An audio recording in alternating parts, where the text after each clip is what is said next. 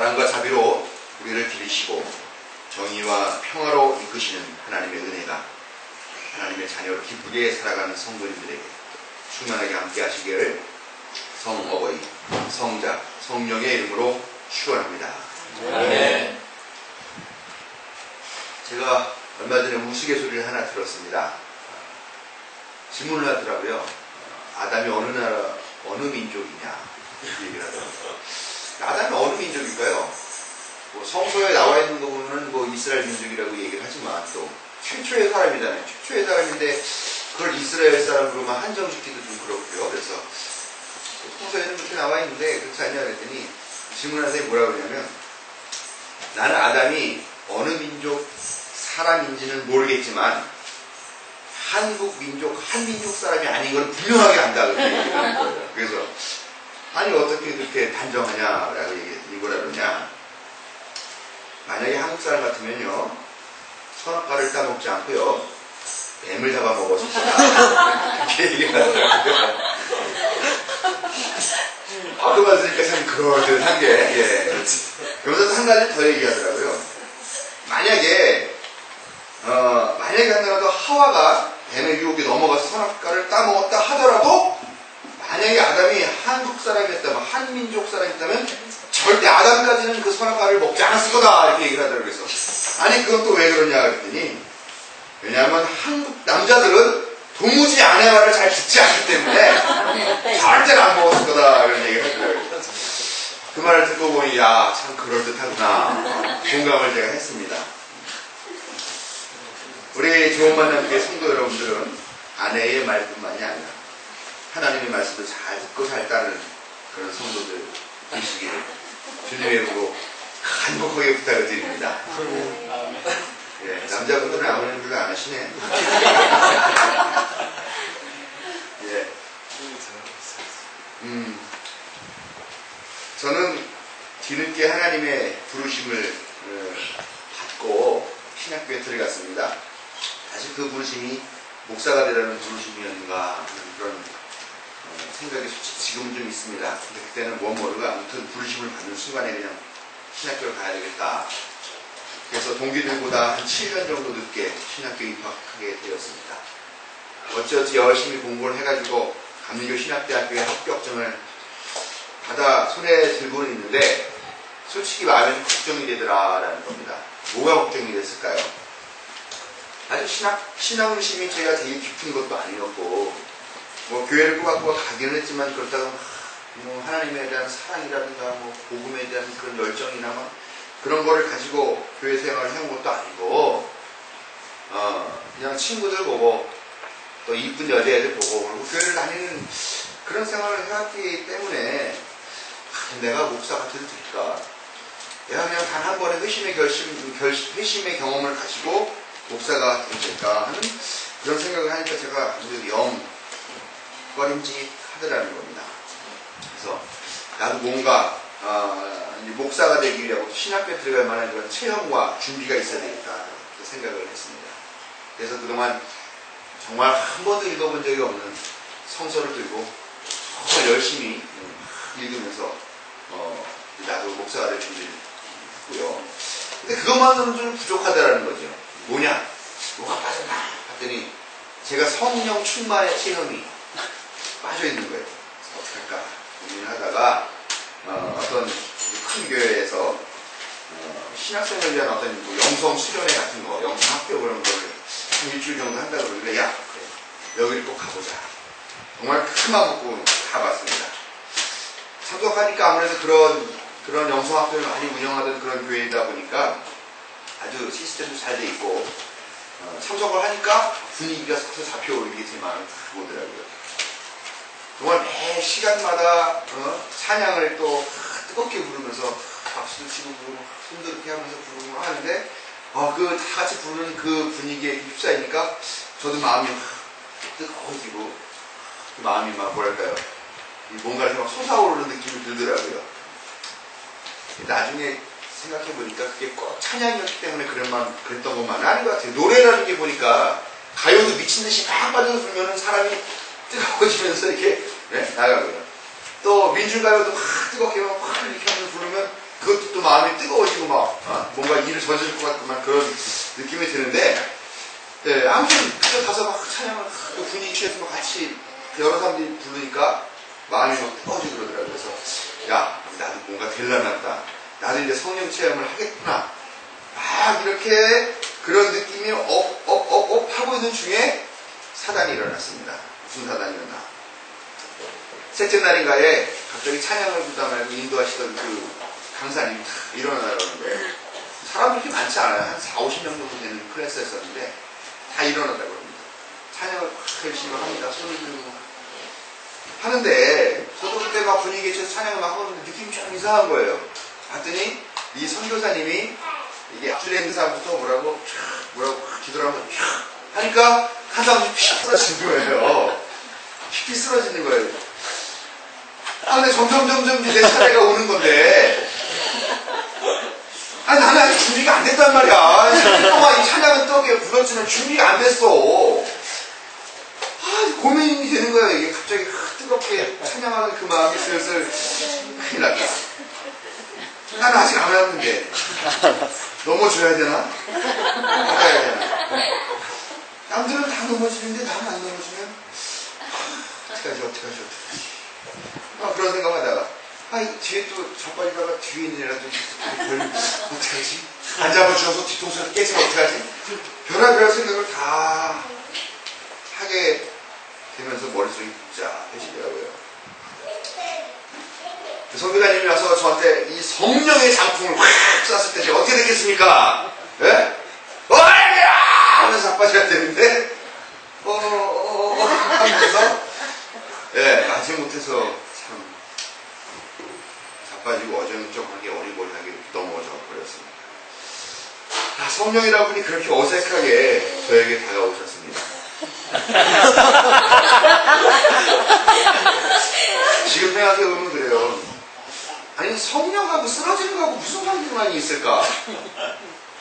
뭐 예를 들면 뭐 성령이 탁 왔더니 사람이 막 마음이 뜨거워져가지고 가서 집을 탁 갖다 팔아가지고 가난한 사람을 꼭 나눠주고 아파하는 사람 와서 내 신장 하나 갖고 가시오 막 주고 막 예를 들면 이렇게 된다 그러면 야 성령 하려면 그거 같은데 그냥 뭐 성령이 이렇게 사람이나 쓰러뜨리는 글쎄 모르겠어요. 저는 뭐 받아보지도 않았으니까 내가 그걸 안 척하면 좀 건방진 얘기겠지만 뭐 그냥 뭐 사람이나 하나 넘어뜨리는 게 그게 성령의 능력인가?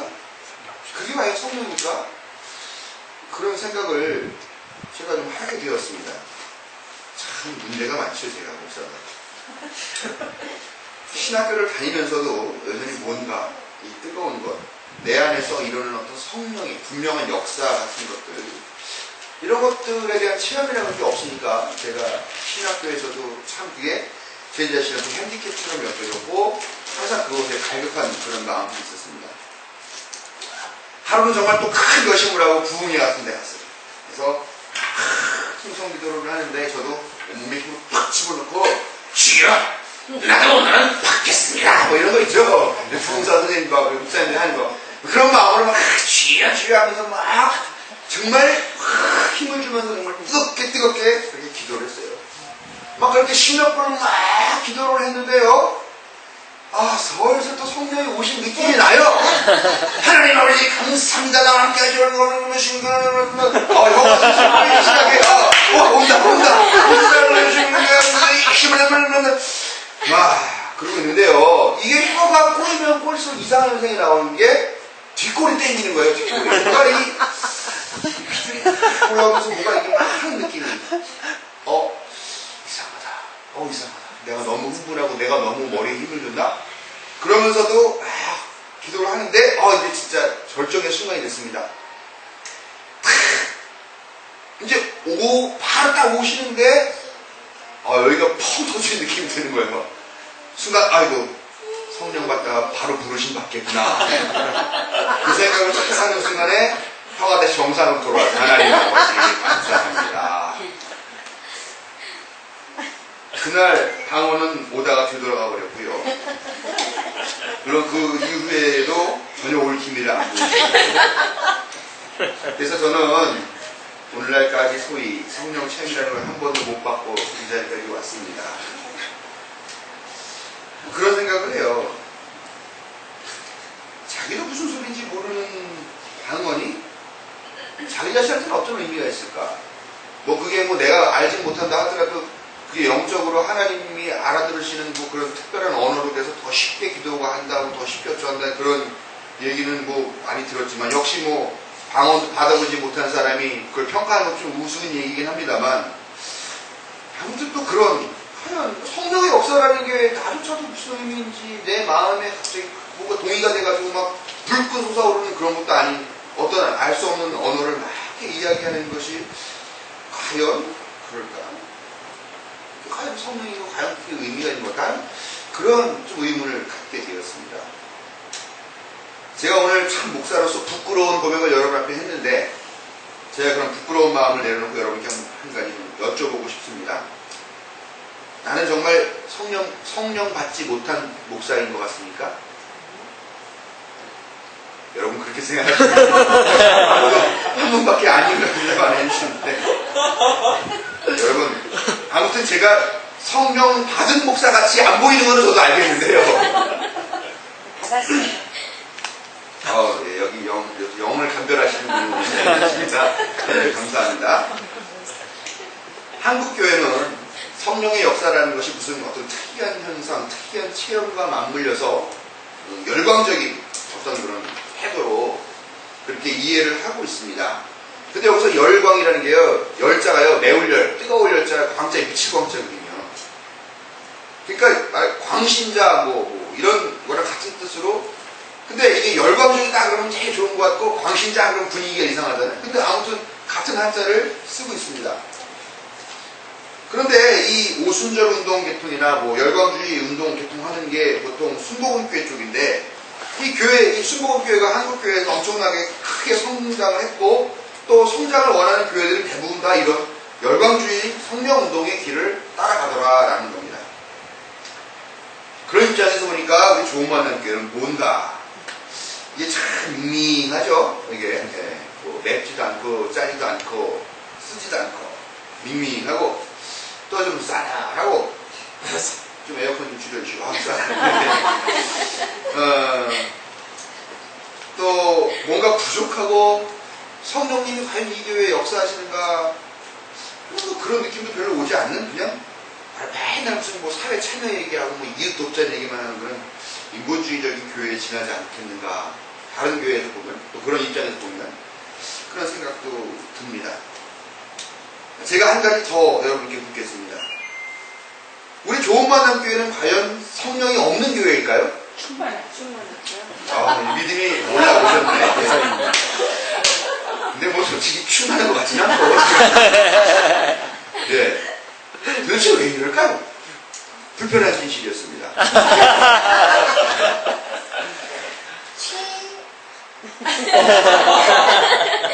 하나님은 선하신 분이죠. 맞습니까? 네. 그럼 하나 또 여쭤볼게요. 그럼 하나님은 악하지 않으신 분입니까?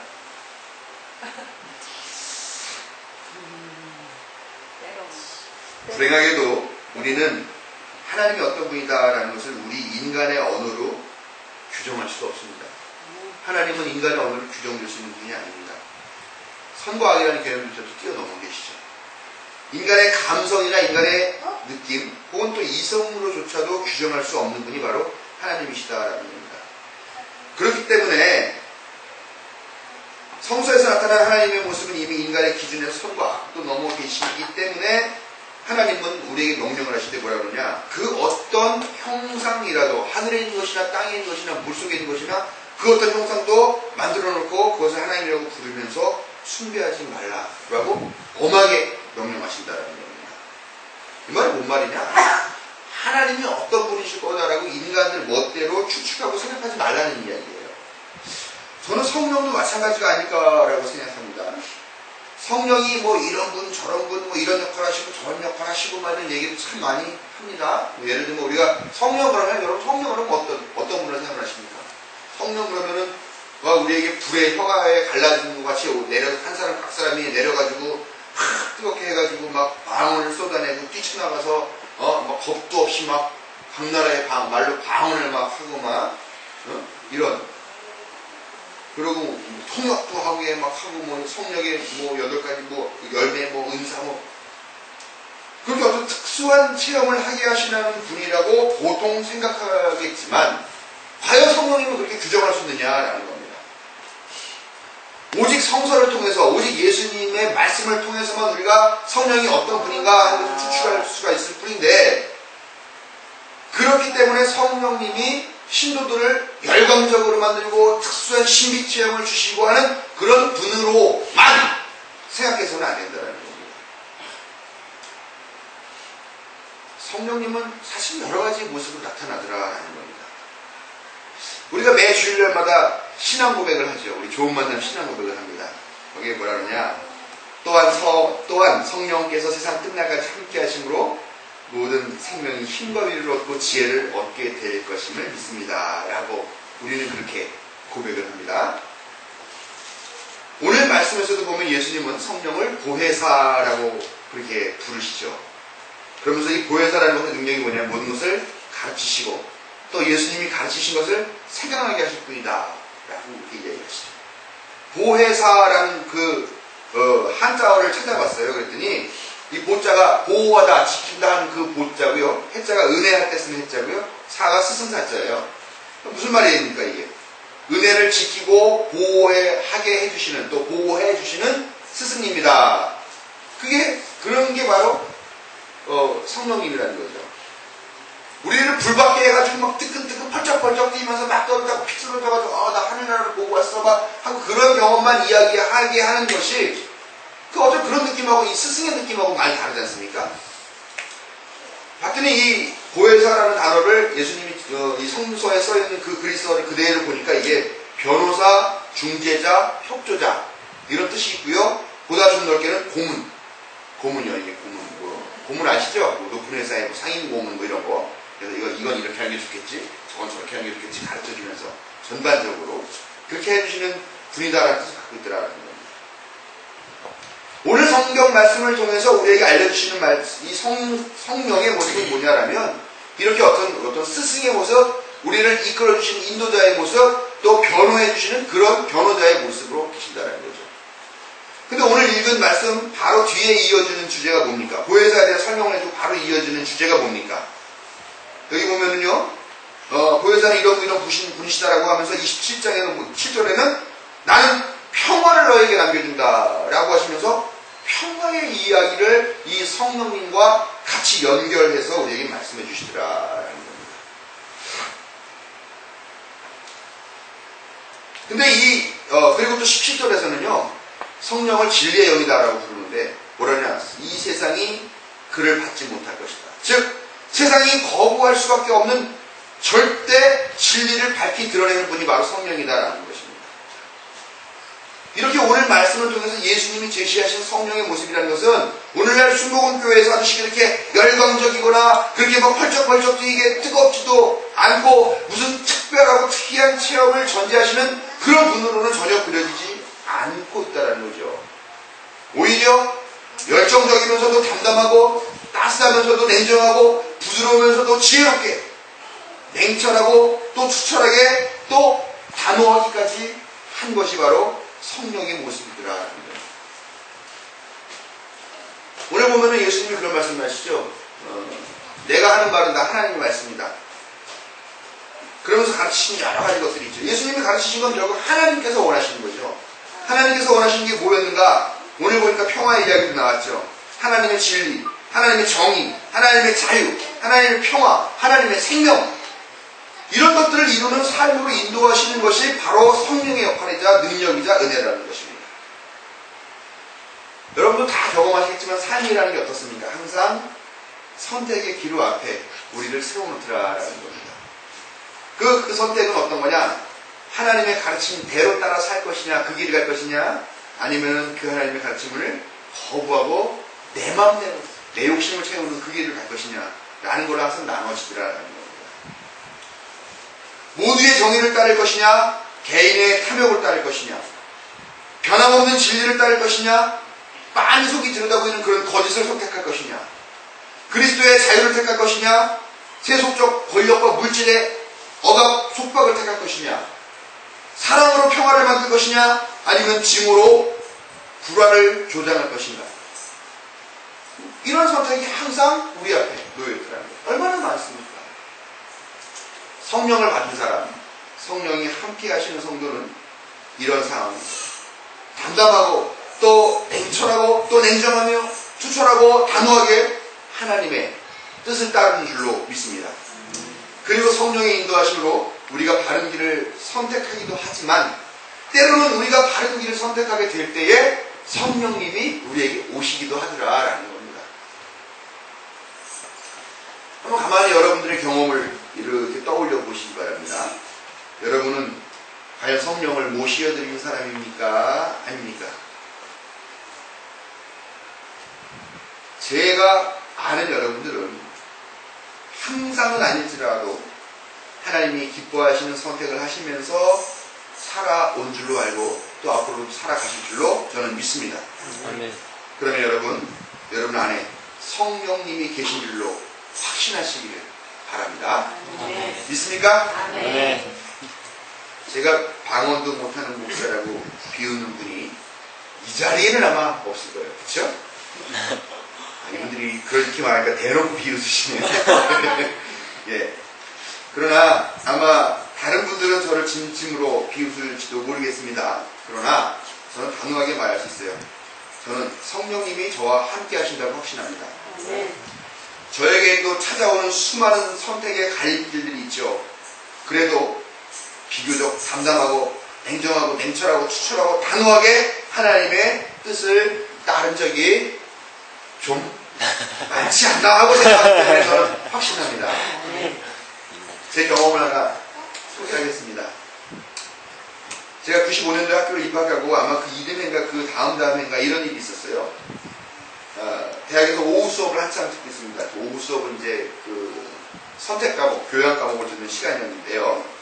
그때 갑자기 무슨 사건이 터졌는지 모르겠는데 총학생에서 일일이 메가폰을 들고 복도를 다니면서 막 뭐라고 떠드는 거예요. 수업 중에. 대단한 실례잖아요. 교수님이 지금 수업을 하고 있는데 메가폰 들고 다니면서 막 떠들어. 뭔 얘기인가 가만히 들어보니까요. 노점상 강제 철거를 하고 있는데 거기에 반대하는 그 투쟁을 하고 있었던 장애인 노점상 한 분이 계셨다는 거예요. 근데 이분이 실종이 됐는데 한 2주 정도 지났는데 이분이 인천 앞바다에서 온몸이 시퍼기 멍이든 시신으로 떠올랐다라는 거예요. 제가 그 말을 듣는 순간에 확 올라오더라고요. 안절부절 못하겠어요. 너무 화가 나가지고. 뭐 세상 사람들이 얘기하기는 야 명동의 노점상 하나는만 너보다 뭐 월급이 10배 정도 많아 뭐 이런 얘기를 하긴 하더라고요. 하기도 어쨌건 장애인이시고 또 노점상이신데 그런 분이 고문당했던 얘기죠. 온몸이 멍청이 돼서 인천 앞바다에. 그 다음에 시체를 아무 때 유기한 거고요. 그래서 총학생회가 지금 긴급 가두시를 하려고 하니까 빨리 나가자라고 막 이렇게 동참하자. 근데 빨리 나오라고 선동을 하는 거죠. 근데 교수님이 뭐라 그러냐면 교수님이 짜증을 내면서 이러는 거예요. 아니 대학생이 공부나 열심히 해야지 말이야. 뭐 데모는 나중에 해도 되는 거 말이야. 그때 학교가 좀 어지러웠었어요. 약간 뭐 교수 뭐 이렇게 재임용 하려고 이런 것 때문에 되게 시끄러운데 그래서 막 화를 내면서 학생들이 공부를 안 하니까 학교가 이따위 모양이 된 거라고 해서 막 화를 내고 막 그러는 거예요. 제가 더 분노가 됐죠. 제가 어떻게 했을까요? 결국 제가 그 자리를 박차고 나와서 그날 가두시에 참여를 했습니다. 제가 가두시에 참여했는데 어떤 일이 일어났을까요? 성령이 역사하셔가지고 그 시신이 벌떡 일어나 다시 살아나가지고 막 같이 그것도 아니죠 사실. 막 그렇게 했다고 해서 갑자기 정부가 학생들이 이렇게 열받았다. 미안해 잘못했어. 내가 감옥 갈게. 나 대통령 그만둘게. 그것도 아니죠.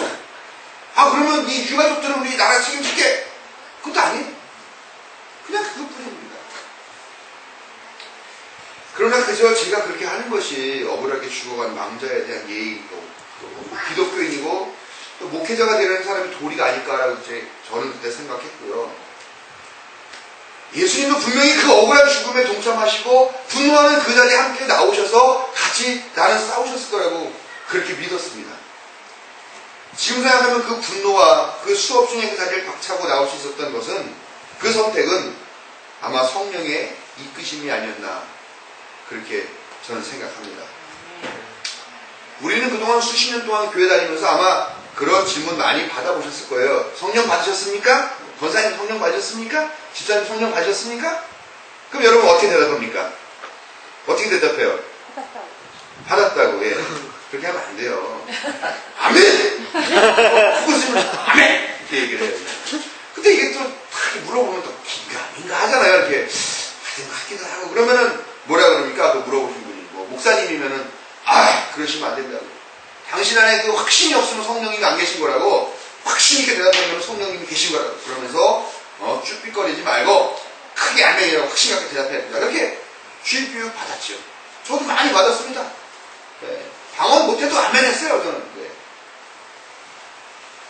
그렇게 믿으면 성령 받으시라고 이렇게 교육 받았는데, 그리고 그 다음 단계는 나가면 방언도 하고 통용도 하고 뭐 입신도 하고 뭐 어쩌고. 그러나 성령님이 있고 그것만은 아니지 않습니까? 성령님이라고 보는 우리의 삶을 건강하게 하고 바르게 하고 올곧게 하고, 또 때로는 우리에게 힘을 주시고 우리가 힘들 땐 위로해 주시고, 또 우리가 분별력이 없이 그렇게 할 때는 우리에게 지혜를 주시고 하는 그런 것, 오히려 그런 것이 더 중요하고 더 우리가 받아야 될 성령의 능력이라고 저는 생각하고, 또한 그것이 오늘날 성도들이 추구해야 될 성령의 능력이라고 그렇게 여러분이 말씀드리고 싶습니다. 방언도 못하고 통역도 못하고 입신도 못해봤지만 나는 지금도 성령이 나와 또 우리 교회 우리 교우들과 함께 하신다는 사실에는 조금도 의심이 없습니다. 수많은 교회가 열광적인 성령의 은사에 도취되어 자기와 가족과 교회라는 울타리를 벗어나지 못하고 젖어 있지만, 우리는 그래도 사회에서 힘겨워하는 우리 이웃들을 생각하고 그들을 사랑하고, 또 세상에 평화와 정의를 세우려고 하는 이들을 기억하고 그들을 위해 기도하고 적게나마 후원하고, 때로는 그 고난의 현장에 찾아가서 그들을 얼굴을 마주보고 그들의 이야기를 듣고 또 그들을 위로하기도 하고, 저는 우리 교회가 그런 교회라는 것에 대해 매우 감사하고, 우리 교회는 아주 건강한 성령의 역사를 경험하고 있다고 확신합니다. 저희의 이 확신이 여러분들에게도 충만하시기를 바랍니다. 아멘. 말씀을 정리하겠습니다. 성령은 우리와 함께 하십니다. 의심하지 마십시오. 기죽지도 마십시오. 성령 받으셨냐는 질문에 아멘이라고 두 주먹 불끈 쥐고 확신 갖고 응답하시기 바랍니다. 우리의 고백대로 성령께서 세상 끝날까지 함께 하심으로 모든 생명이 힘과 위로를 얻고 지혜를 얻게 될 것임을 또한 믿으시기 바랍니다. 때론 뜨겁게, 때론 냉정하게 우리에게 찾아오시고 우리 안에서 우리의 힘이 되시고 지혜가 되시며 용기가 되시는 성령의 역사에 감사하며 그 이끄심에 따르는 좋은 만남의 성도들에게 하나님의 은혜가 충만하시기를 기원합니다. 아멘.